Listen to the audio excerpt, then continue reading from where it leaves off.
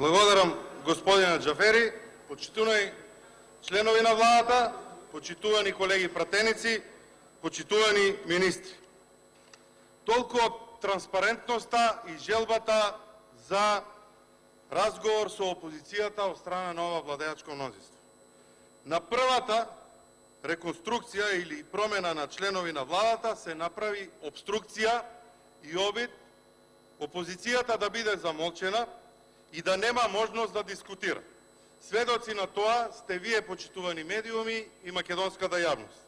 Седницата закажана со почеток во 11 часот започнува со каснење од 4 сати. Зошто? За да има помал интерес од страна на медиумите и за да нема можност јавноста во Република Македонија да ја види оваа власт во блескање. Точката за разрешување на министри, која што во своето експозе премиерот ја образложи, јас можам да го гледам како платена политичка програма, затоа што очекувавме да слушнеме зошто се сменети министрите, а ние слушнавме како блеска оваа влада. Парадоксот да биде најголем, во годината на економијата прогласена од оваа влада, ние го менуваме министерот за финансии господинот Терзовски.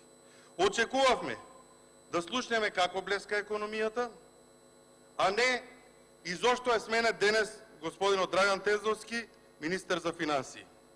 Очекувавме денеска да слушнеме зошто во ситуација кога оваа влада кажува дека културата ни е на највисоко ниво, ние го минуваме министерот за култура, кој што патем речено, една надзорна расправа која што беше побарана од страна на пратениците од опозицијата, иако почна и имаше еден продолжеток, не дозволивте да продолжи да тече согласно динамиката за програмата која што беше донесена од страна на Министерството за култура.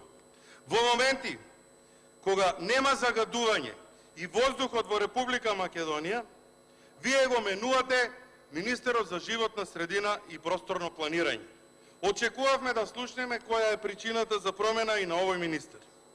Во моменти кога земјоделието во Република Македонија ја доживува својата ренесанса, вие го менувате најспособниот министер, а земјоделците се жалат дека земјоделието е на колена.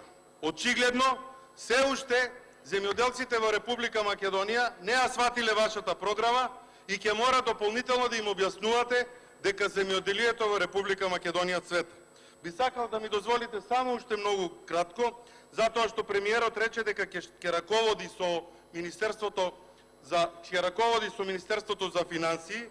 Би сакал, бидејќи гледам дека законот за дискриминација, законот за антикорупција, антикорупционерите ви порачаа дека не можете да бидете ниту премиер, ниту министер за финансии, да го погледнете, ако веќе нема кој од голем број на советници во владата, да го погледнете и членот 13 од законот за влада, каде што се вели дека министерот самостојно раководи министерството за кое што е избран и го следи и е одговорен за спроведување на законите.